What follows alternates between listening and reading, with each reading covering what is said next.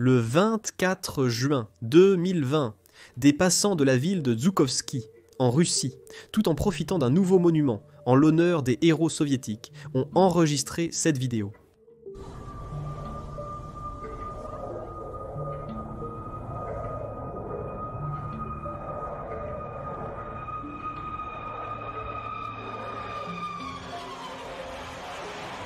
C'était la première fois que le son terrifiant du Su-57 était connu publiquement, du moins à l'échelle mondiale. Certains comparent le son au Stukas allemand de la Seconde Guerre mondiale.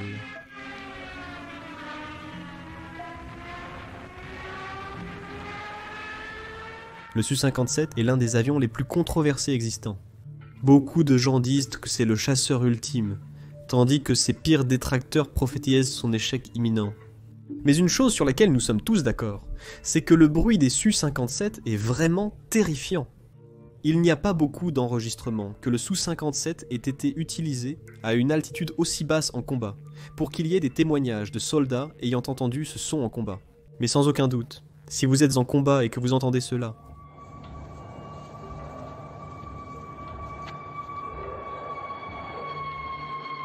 votre morale s'effondrerait complètement. Exactement. D'où vient ce son? L'ont-ils fait exprès? Ou était-ce un accident? Pourquoi tout le monde dit-il que c'est vraiment un son produit par une erreur de fabrication?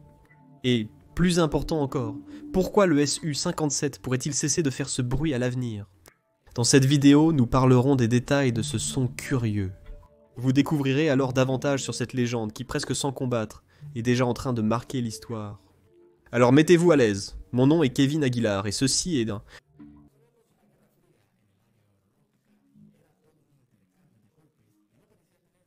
Les soviétiques ont d'abord fabriqué les premiers MiG, suivis par les Phantom américains. Ensuite, les soviétiques ont créé les intercepteurs les plus rapides de l'histoire, puis les américains ont produit les F-15 Eagle. Cette lutte interminable s'est poursuivie pendant des années, même après la dissolution de l'Union soviétique il y a quelque temps. Mais les vestiges technologiques de cette époque sont toujours en fonctionnement dans la Russie actuelle. En 1999, le projet PAK-FAK a été créé, qui visait à produire le Main Battle Tank des avions, c'est-à-dire un avion qui pourrait remplir tous les rôles des avions de combat en un seul, l'avion polyvalent ultime. En 2002, Sukhoi remporterait le contrat face à Mikoyan, grâce à une proposition plus solide et moins chère. Basé sur le Su-27 et le Su-47, le prototype T-50. En 2004, NPO, Saturn a été choisi pour être les moteurs pour l'avenir. Su-57. Retenez bien ce nom, car il sera crucial pour l'avenir. Il faudrait presque 15 ans pour que le premier Su-57 commence à voler en 2018. Su-57. Ils ont effectué leur premier vol international en se rendant en Syrie le 21 février de cette même année. En 2020, le premier avion de production serait mis en service, et aujourd'hui, il y a déjà 23 de ces avions en service. Donc il est en production, mais de manière limitée. Le Su-57 est probablement l'avion de combat le plus manœuvrable de la planète. Ses tuyères de vectorisation et son système de contrôle de vol avancé KSO-50. Et la combinaison parfaite de volets, de stabilisateurs et d'ailerons fait que ce monstre peut faire ce qu'il veut. Dans les airs, il semble défier la physique. De plus, observez son apparence. Il est vraiment beau et imposant. Il a une portée de 1500 km et une vitesse maximale de 2300 km et une vitesse de croisière de 1850 km/h. Ce sont des statistiques extrêmement décentes à l'heure actuelle, mais une caractéristique unique est son furtivité efficace.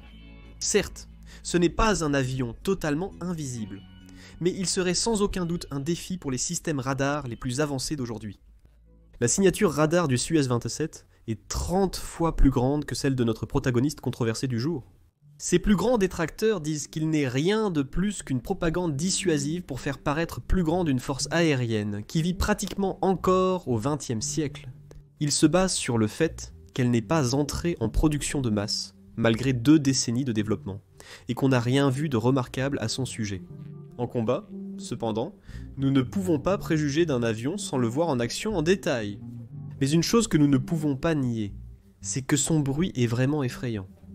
Beaucoup pensent que son bruit est complètement planifié pour causer le même effet que les Stukas sur l'ennemi pendant la Seconde Guerre mondiale. Bien que, en fait, le Su-57 soit devenu très célèbre, il y a d'autres avions à réaction qui ont des bruits très caractéristiques et effrayants. L'Abro Vulcan XH558 a un bruit vraiment effrayant, qui sonne comme s'il hurlait.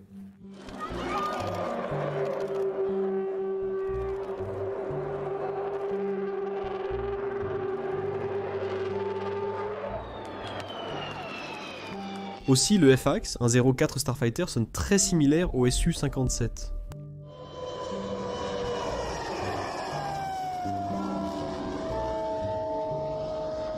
Cependant, ces sons sont purement accidentels et peuvent être causés par la relation du moteur avec le fuselage et l'air. Le Su-57 est toujours entouré d'un certain secret, clairement pas autant que lorsqu'il était en développement. Mais certainement, la Russie ne révèle pas beaucoup de données spécifiques qui révèlent l'origine de ce son. Il y a beaucoup de théories d'experts. L'une affirme que le son est généré lorsque le Su-57 vole à des vitesses subsoniques, et c'est causé par le frottement de son fuselage très étroit contre le vent. Cette théorie est très réfutée, car après le passage de l'avion, le son s'arrête.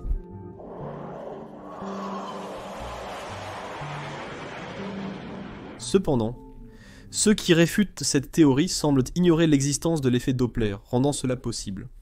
La théorie la plus probable concerne le moteur, et confirme que ce son était quelque chose que les ingénieurs n'attendaient pas, mais qu'ils ont probablement trouvé bon et ont décidé de le laisser ainsi.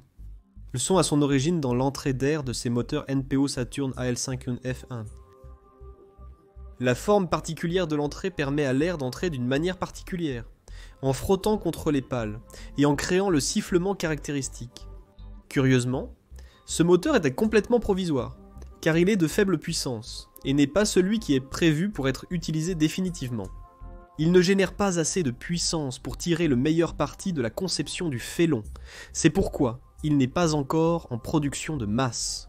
Le moteur en développement s'appelle Izdelaya 30, ou littéralement Produit 30 en français, et son lancement est retardé depuis 2015, non ?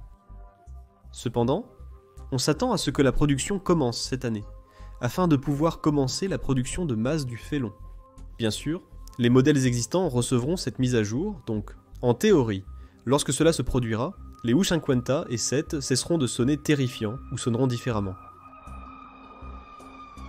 Cette caractéristique pourrait être intentionnellement mise en place avec les nouveaux moteurs, car elle peut être bénéfique. Seul le temps nous le dira.